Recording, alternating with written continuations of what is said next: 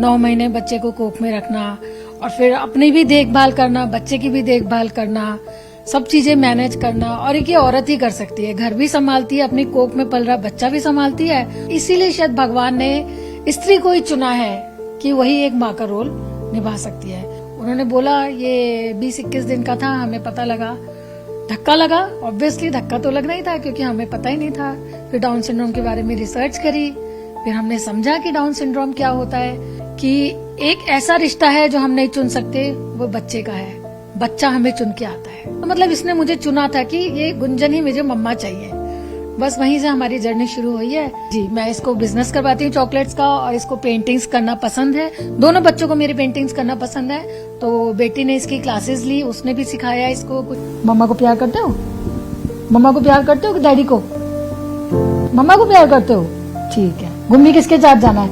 मम्मा के साथ घूमने जाना है, डैडी के साथ? किसके साथ जाना है? मम्मा के साथ। तो डैडी के साथ नहीं जाना। मूवी किसके साथ जाना है? मम्मा के साथ ही जाना है।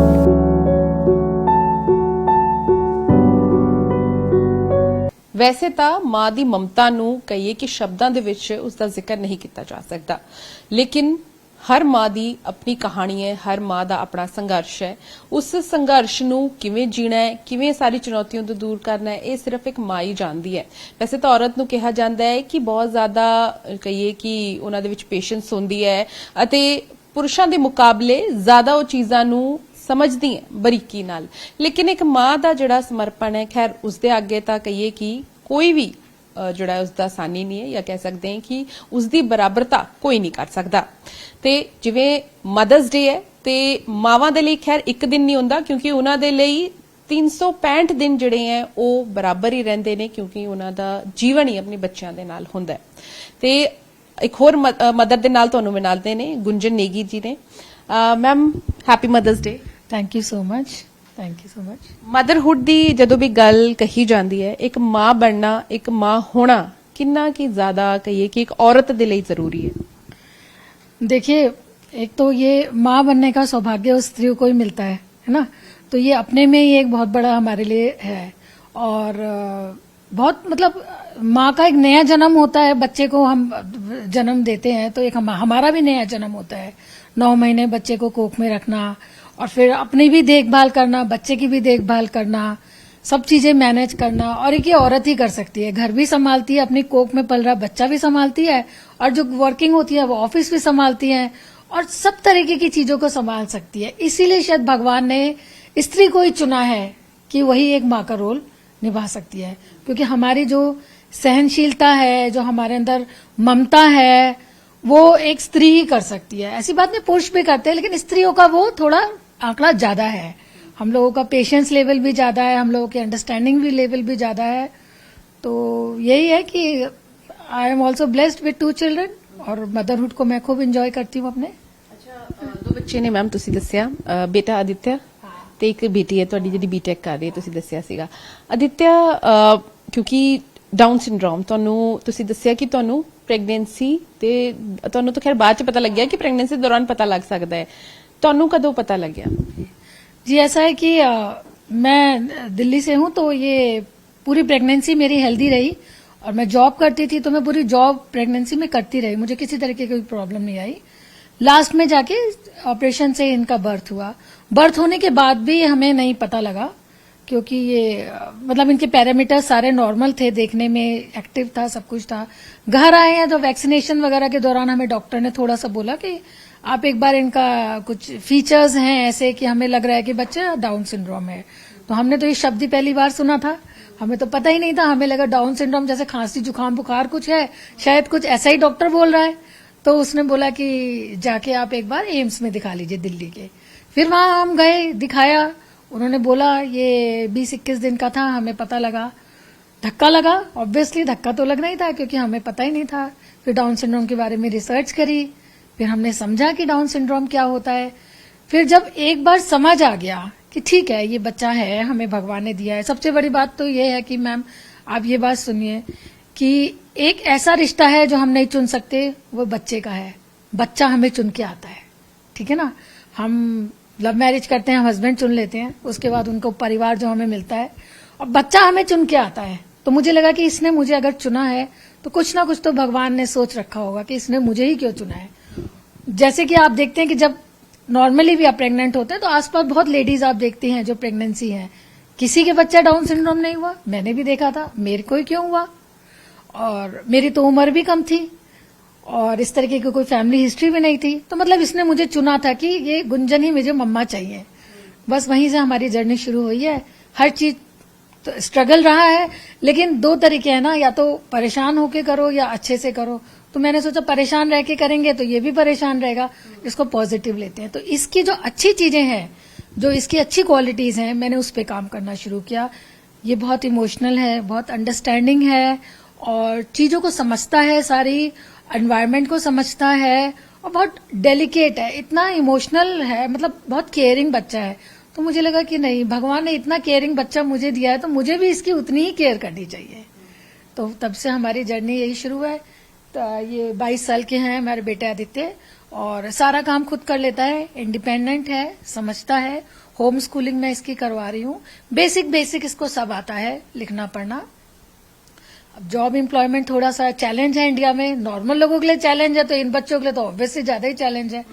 उन चीजों को देखते हुए मैंने अपने ऊपर थोड़ा काम किया, क्योंकि बच्चे की ग्रोथ होने के बाद मेरी ग्रोथ नहीं रुकनी चाहिए ना मैम। जनरली क्या होता है कि मदरहुड में हम इतने बिजी हो जाते हैं कि अपनी ग्रोथ जीरो कर देते हैं। तो उसको साथ साथ चलाती रही, समाज से लड़ी, सबसे लड़ी, जिद पे अड़ी रही, अपने ऊपर भी काम करती रही। मैं लड़ाई किस तरीके नाल लड़ी है तुसी? देखिए मैम, होता क्या है कि बच्चे को कहाँ छोड़ें, हमें एक सपोर्ट्स की बहुत जरूरत है। अगर कल को मुझे कुछ कोर्स करना है, मुझे आगे पढ़ाई करनी है, अभी क्या है कि इस बच्चे को कहाँ छोड़ें, तो हमें सपोर्ट सिस्टम बिल्ड करना पड़ता है, परिवार को समझाना पड़ता है, एक्सेप्टेंस लानी पड़ती है। अच्छा, क्योंकि बहुत बारी ਅਸੀਂ ਦੇਖਦੇ ਹਾਂ ਤੁਸੀਂ ਹਸਪੀਟਲ ਸਾਰੇ ਗਏ ਹੋਣੇ ਕਿ ਇਲਾਜ ਹੋ ਸਕਦਾ ਹੀ ਨਹੀਂ। ਝਾੜ ਫੂਕ ਵਾਲੀ ਸਾਈਡ ਵੀ ਬਹੁਤ ਲੋਕ ਜਾਂਦੇ ਨੇ ਕਿ ਉਹ ਬਾਬਾ ਦੇ ਕੋਲ ਚੱਲ ਜਾਓ, ਉਹ ਮੰਦਿਰ ਚੱਲ ਜਾਓ। हाँ मैम, ये सब हमारे साथ भी हुआ है। हमारे ससुर आदित्य को बहुत प्यार करते थे, मतलब अब नहीं है। तो उनको भी बहुत बोलते थे कि ये सांप को दूध पिलाइए, ये कौवे को ये खिलाइए। वो भी अपनी तरफ से कोशिश करते थे एक दादा होने के नाते। लेकिन जब आप एक साइंटिफिकली समझ लेना चीजों को, देखिए अब पढ़े लिखे हैं हम लोग भी, सब पढ़े लिखे, तो साइंटिफिकली जब हमें समझ गया इट्स अ जेनेटिक डिसऑर्डर, उसके हर सेल में है, ये किसी बॉडी के पर्टिकुलर पार्ट में नहीं है। बहुत लोगों ने हमें अप्रोच किया, हम दवाई दे देंगे, ट्रीटमेंट आता है। नहीं, इन चीजों पे नहीं जाना है। जो साइंस बोलता है उसके हिसाब से चलता है। साइंस ये कहता है कि इन बच्चों के साथ काम करो, इनको ट्रेनिंग दो, ये सब काम कर सकते हैं। अपनी ट्रेनिंग पे आप काम करो, पेशेंस मत लूज करो। एक ही चीज 10 बार करानी पड़ती है मैम, 10 क्या 20 बार भी करानी पड़ती है, लेकिन 21 बार मिलता है। वो 20 बार का जो सफर होता है ना, उसमें नहीं टूटना है आपने। ਨਾਰਮਲੀ ਇਰੀਟੇਟ ਹੋ ਜਾਂਦੇ ਇੱਕ ਗੱਲ ਨੂੰ ਬਾਰ-ਬਾਰ ਸਮਝਾਈਏ ਮਤ, ਲੇਕਿਨ ਇੱਕ ਮਾਂ ਜਿਹੜੀ ਹੈ ਉਹ ਇਰੀਟੇਟ। देखिए मैम, फिर वही बात कहने चाहूंगी, आदित्य ने मुझे चुना है तो इसे पता था ना ये माँ कर लेगी, ये माँ कर लेगी। तो पेशेंस लूज करने का तो मेरे पास ऑप्शन ही नहीं है ना, पेशेंस लूज करने का तो मेरे पास ऑप्शन ही नहीं है। और मैं पेशेंस लूज करके इसे मैं डांटू मारूं, किस हद से मार सकती हूँ, मैं किस हद से मार सकती हूँ या मैं किस हद से डांट सकती हूँ। मुझे तो पेशेंस दिखानी ही है अपने बच्चे के साथ। मैंने किया कि ਬੱਚੇ ਨੂੰ ਕਿਤੇ ਹੋਰ ਦੇ ਦਿਓ, ਜਿਹੜੇ ਸਕੂਲਸ ਹੁੰਦੇ ਨੇ ਉੱਥੇ ਛੱਡ ਦਿਓ। नहीं मैम, ये बचपन में स्कूल में गया है, ये रेगुलर स्कूल में भी गया है, लेकिन वही है ना, मैं वहां 4 घंटे लगा के आया, बाकी 18 घंटे 20 घंटे मेरे साथ रहेगा। तो 4 घंटे में वो कितना काम कराएंगे। ठीक है, वो इसको एक एनवायरनमेंट दे सकते हैं, इंक्लूजन सेटअप में रख सकते हैं। स्कूल जाने से ये फायदा होता है कि जो और नॉर्मल बच्चे हैं इन बच्चों को समझते हैं, ये इसी समाज का हिस्सा है ना। तो जब ये 22 साल का होगा तो वो 4 साल का बच्चा भी 22 साल का होगा, तो उसे समझ में आ रहा है कि आदि को हमारे साथ रहना है। स्कूल जाने से ये फायदा होता है, बच्चे इसको समझते हैं, ये सोसाइटी को समझता है, एक्सेप्टेंस आता है। लेकिन in the end of the day घर आके माँ बाप परिवार को ही बच्चों के साथ काम करना पड़ता है। बुली भी होया मैम कदे? नहीं मैम, बुली नहीं हुआ है। इस बारे में तो मैं बहुत फॉर्चुनेट रही हूँ कि मैं जहां भी गई हूँ, जहां भी मेरे हस्बैंड का ट्रांसफर हुआ है, मेरे को बहुत सपोर्टिव एनवायरनमेंट मिला है। शायद मुझे लगता है कि मेरा पॉजिटिव लुक था कि मैंने कभी अपने बच्चे के साथ परेशानी किसी को नहीं जाहिर करने दी, तो किसी ने मेरे बच्चे को परेशान नहीं किया। इसको हर जगह एक्सेप्टेंस मिली है, हर बर्थडेज में इसको बुलाया गया है। और कई बार मुझे बोलना पड़ता था कि नहीं, इसके साथ ज्यादा सॉफ्ट मत होइए, वो और एडिशनल इसको प्यार देते थे। तो बुली वगैरह का तो ऐसा कुछ नहीं हुआ है। और जहां अभी मैं रह रही हूँ सोसाइटी में भी मुझे हो गए 6-7 साल, यहाँ पे भी लोगों का बहुत अच्छा एक्सेप्टेंस है इसको लेके। सब जानते हैं, मुझे नहीं जानते, आदित्य की मदर को जानते हैं। तो ये मेरे साथ पॉजिटिव बच्चे को लेके हुआ है। कभी इस चीज में मैम हुंदा नहीं कि माँ बोलता है बच्चा, हाँ, मम्मा बोलता है मुझे। हाँ, मम्मा बोलता है। और कुछ नहीं बोल पाता लेकिन मम्मा अच्छी तरीके हाँ, मम्मा और भी शब्द बोलता है अपने तरफ से, मम्मी, डैडी, भाई, बहन सबके नाम लेता है ये ना। तो अब देखिए, जैसे स्पीच पे इनका नहीं काम हो पाया, अब मैं अगर इसी को चीज को लेके मैं परेशान रहूं तो इसका कोई एंड नहीं है। मैंने लिखने पे इसके जोर दिया, ठीक है, बोलने में दिक्कत है तो इनकी बाकी फाइन मोटर स्किल्स तो अच्छी हैं, तो इनको लिखने पे जोर दिया।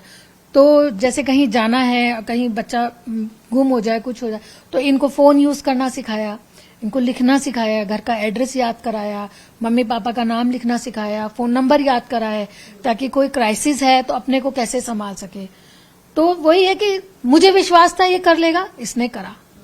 अगर मुझे विश्वास है ये चॉकलेट्स बना लेगा, ये बना लेगा, मुझे विश्वास है। बिजनेस भी करवा रहे हो चॉकलेट का? जी जी, मैं इसको बिजनेस करवाती हूँ चॉकलेट्स का, और इसको पेंटिंग्स करना पसंद है। दोनों बच्चों को मेरी पेंटिंग्स करना पसंद है, तो बेटी ने इसकी क्लासेस ली, उसने भी सिखाया इसको, कुछ हमने बाहर से टीचर्स हायर करे, इसको पेंटिंग्स भी कराई, और इसकी पेंटिंग्स की एग्जीबिशंस भी लगती हैं। जो खरीदना चाहता है मैं सेल आउट भी कर देती हूँ। कुछ डॉक्टर्स वगैरह हैं, उन्होंने इसकी पेंटिंग्स अपने क्लिनिक में लगा रखी हैं, और इसको ऑर्डर्स आते हैं, यहाँ से आते हैं, इंडिया के अंदर सब जगह इसको ऑर्डर्स आते हैं, सब जगह जाता है। इसके फ्रेंड्स हैं और बहुत सारे जो मेरे कांटेक्ट में हैं, तो जो मेरे को ज्यादा अच्छा ऑर्डर आता है मैं उन बच्चों को भी बुला लेती हूँ। बस ये है कि मिलजुल के इनकी जर्नी जो है इनको आसान बनाना है और मस्त बनाना है, खुशी खुशी मस्त जर्नी बनानी है इनकी हमने। फ्रेंड्स भी हैं इनके बहुत, हमारा यहाँ पे एक ट्राई सिटी में सपोर्ट ग्रुप भी है, तो इनकी एज ग्रुप के काफी सारे इनके फ्रेंड्स हैं। हम लोग अक्सर मिलते जुलते रहते हैं, एक दूसरे के घर आते रहते हैं, वो बच्चे भी मेरे घर आते हैं, ऑनलाइन भी ये लोग बातचीत कर लेते हैं, कभी नहीं मिलना होता, क्योंकि फ्रेंड्स जैसे मैम आपके लिए जरूरी है, इनके लिए भी जरूरी है। तो इनके फ्रेंड्स स्पेशल नीड्स बच्चे भी हैं और नॉर्मल बच्चे भी हैं जो पार्क में हैं इनके सोसाइटी के। तो क्योंकि ये बच्चे हमारे सोशल बहुत होते हैं, इन्हें मिलना, सब लोगों से, घर से निकलना, पैर छूना, बड़ों के साथ बैठना, इनको ये सब अच्छा लगता है। यही कारण है कि ਤੁਸੀਂ ਵੀ ਕਾਉਂਸਲਿੰਗ ਚੁਣੀ, ਖਾਸਕਰ ਉਹਨਾਂ ਸਾਰੇ ਪੇਰੈਂਟਸ ਦੇ ਲਈ ਜਿਨ੍ਹਾਂ ਦੇ ਬੱਚੇ ਸਪੈਸ਼ਲੀ ਹੈ ਜਾਂ ਡਾਊਨ सिंड्रोम ਨਾਲ ਜੂਝ ਰਹੇ हैं। जी मैम, देखिए, जब मेरा बेटा पैदा हुआ 2003 में, तो मुझे बहुत ज्यादा सपोर्ट की जरूरत थी, तो इतनी चीजें अवेलेबल नहीं थी। गूगल होता था, उस पर जितना सर्च करा लिमिटेड जानकारी मिलती थी। आसपास कोई देखती थी मैं पेरेंट्स को, उनसे सीखती थी। स्पेशल स्कूल्स में जितने हमें ट्रेनिंग दी जाती थी जब हम स्पेशल स्कूल बच्चों को या रेगुलर स्कूल में जाते थे, जहां थोड़ा बहुत। तो जब मेरा बच्चा बड़ा हुआ तो मैंने देखा कि नहीं, जो छोटे पेरेंट्स हैं वो काफी स्ट्रगल कर रहे हैं, हर चीज में स्ट्रगल कर रहे हैं, उनको पता ही नहीं है।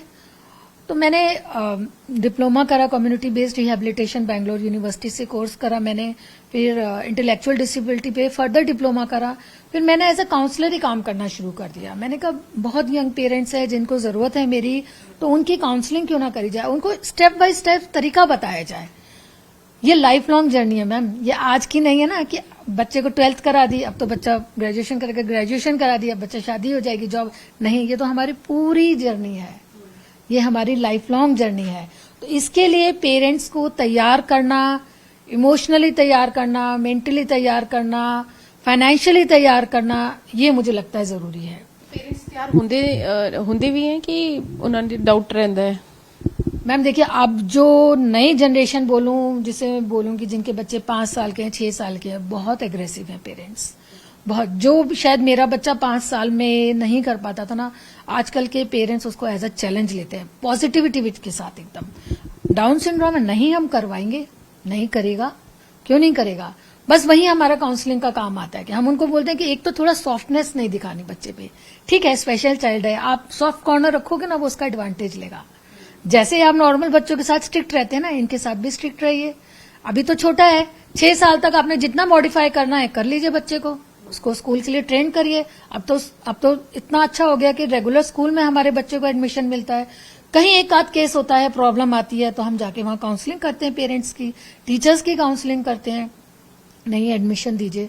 अब तो जितने भी मेरे सपोर्ट ग्रुप में बच्चे हैं, सब रेगुलर स्कूल्स में जा रहे हैं, अच्छा कर रहे हैं। बीच बीच में उनको जो भी प्रॉब्लम आती है हम उनको गाइड करते हैं कि किस तरीके से आपने टीचर से बात करनी है, या आपने कभी कभार होता है कि हर वक्त स्कूल की आप गलती नहीं बोल सकते हैं, कभी कभी पेरेंट्स भी ओवर एस्टिमेट कर देते हैं बच्चे को, तो हमें वहां समझाना पड़ता है कि थोड़ा स्लो करिए, ये नहीं कि ठीक है बच्चे के साथ थोड़ा और घर पे काम करिए ताकि स्कूल वाले इस चीज को करें। तो ओवरऑल यही है कि एक्सेप्टेंस चाहिए, सोसाइटी से एक्सेप्टेंस चाहिए, इंक्लूजन चाहिए, अवेयरनेस चाहिए, and these children can do wonders and they are doing wonders. They are doing acting, they are doing modelling, they are doing everything. जो आप और मैं कर सकते हैं सारे बच्चे ये काम कर रहे हैं। किस तरीके नाल वो एक्सप्रेस करते ने अपना प्यार ਤੁਹਾਨੂੰ?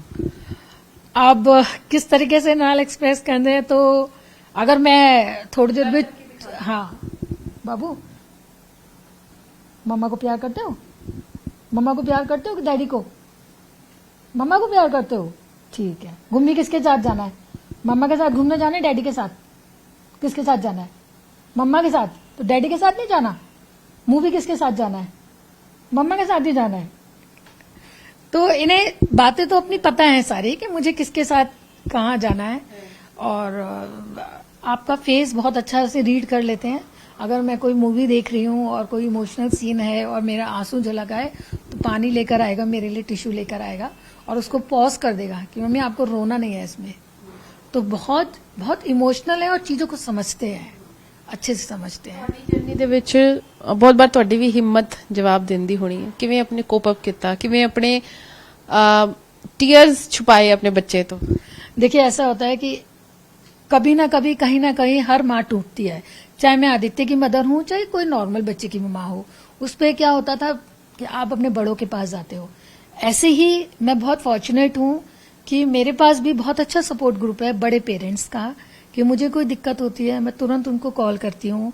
जैसे छोटे पेरेंट्स मुझे कॉल करते हैं, तो हर उसके हैं कि जो सीनियर पेरेंट्स हैं मेरे, जिनके बच्चे 30 साल के हैं, 40 साल के हैं, मैं उनको फोन करती हूँ तो वो मुझे समझाती हैं। तो एक दूसरे का हम सपोर्ट ग्रुप लेके चलते हैं। मुझे कोई प्रॉब्लम है तो उनसे मैं पूछती हूँ, और छोटे बच्चों को कोई प्रॉब्लम है तो मुझसे, और हम प्रॉब्लम हर तरीके से डिस्कस कर लेते हैं। फैमिली की प्रॉब्लम है, बच्चे की हेल्थ की प्रॉब्लम है, मेरी अपनी हेल्थ की प्रॉब्लम है, तो मुझे भी गाइडेंस मिलती है। बिना सपोर्ट के तो मैम आप सर्वाइव नहीं कर सकते ना। हम तो ह्यूमन जो है सपोर्ट के और कम्युनिटी बेस्ड ही हम लोग सब चलते हैं। तो ऐसे ही है कि सपोर्ट सिस्टम बनाइए अपना, ये लाइफ लॉन्ग जर्नी है। सपोर्ट सिस्टम बनाइए, एक दूसरे का हाथ पकड़िए और साथ चलिए इस जर्नी में। यही कारण है कि शायद मैम ने ना सिर्फ अपनी जिंदगी ਨੂੰ ਆਸਾਨ ਬਣਾਉਣ ਦੀ ਕੋਸ਼ਿਸ਼ ਕੀਤੀ, ਬਲਕਿ ਹੋਰ ਪੇਰੈਂਟਸ ਦੀ ਵੀ ਜ਼ਿੰਦਗੀ ਜਿਹੜੀ ਉਹ ਆਸਾਨ ਬਣਾ ਰਹੇ। ਬਹੁਤ ਬਹੁਤ ਸ਼ੁਕਰੀਆ ਮੈਮ ਗੱਲਬਾਤ ਕਰਨ ਦੇ ਲਈ, and happy mothers Day once again. Puja thank you so much. ਦੇਖੋ ਮਾਵਾਂ ਦਾ ਯੋਗਦਾਨ ਕਿਸ ਤਰੀਕੇ ਨਾਲ ਹੁੰਦਾ ਹੈ। ਪੋਜ਼ਿਟਿਵਿਟੀ ਦੇਖੀ ਉਹਨਾਂ ਨੇ, ਠੀਕ ਹੈ ਸੰਘਰਸ਼ ਹੈ, ਠੀਕ ਹੈ ਜਿਹੜੀ ਚੀਜ਼ਾਂ ਹੋਈਆਂ ਹੁਣ ਜਿਹੜੀ ਰੱਬ ਵੱਲੋਂ ਦਿੱਤੀ ਗਈ ਉਹਨਾਂ ਨੇ ਉਸ ਚੀਜ਼ ਨੂੰ ਅਪਣਾਇਆ ਅਤੇ ਉਸੇ ਦੇ ਨਾਲ ਆਪਣਾ ਸੰਘਰਸ਼ ਜਾਰੀ ਰੱਖਿਆ। ਤੇ ਇੰਨੀ ਜ਼ਿਆਦਾ ਪੋਜ਼ਿਟਿਵਿਟੀ ਹੈ, ਨਾ ਸਿਰਫ ਆਪਣੀ ਜ਼ਿੰਦਗੀ ਨੂੰ ਸਰਲ ਬਣਾ ਰਹੇ ਨੇ ਬਲਕਿ ਹੋਰ ਪੇਰੈਂਟਸ ਨੂੰ ਵੀ ਸਮਝਾ ਰਹੇ ਨੇ ਕਿ ਠੀਕ ਹੈ ਜੇਕਰ ਤੁਹਾਡੇ ਬੱਚੇ ਦੇ ਵਿੱਚ ਜਿਹੜੇ ਬੱਚਾ ਜਿਹੜਾ ਸਪੈਸ਼ਲ ਹੈ, ਯਾਨੀ ਕਿ ਉਸ ਨੂੰ ਕਿਸੇ ਤਰੀਕੇ ਨਾਲ ਕਹੀਏ ਕਿ ਪਹਿਲਾਂ ਤੋਂ ਹੀ ਕੋਈ ਜੈਨੇਟਿਕ ਪ੍ਰੋਬਲਮ ਹੈ ਤੇ ਉਸ ਨੂੰ ਤੁਸੀਂ ਹਾਰੋ ਨਾ, ਤੁਸੀਂ ਉਸ ਨੂੰ ਵੀ ਪੋਜ਼ਿਟਿਵ ਤਰੀਕੇ ਨਾਲ ਰਹੋ। ਇਹ ਦੇਖੋ ਕਿ ਚੁਣੌਤੀ ਮਿਲੀ ਹੈ, ਉਸ ਨੂੰ ਕਿਵੇਂ ਜਿਹੜਾ ਉਹ ਪਾਰ ਕਰਨਾ ਹੈ, ਤੇ ਉਹ ਸਿਰਫ ਇੱਕ ਮਾਂ ਹੀ ਕਰ ਸਕਦੀ ਹੈ। ਕੈਮਰਾ ਪਰਸਨ ਗੁਰਵਿੰਦਰ ਦੇ ਨਾਲ Pooja Verma, Daily Post News, Zirakpur.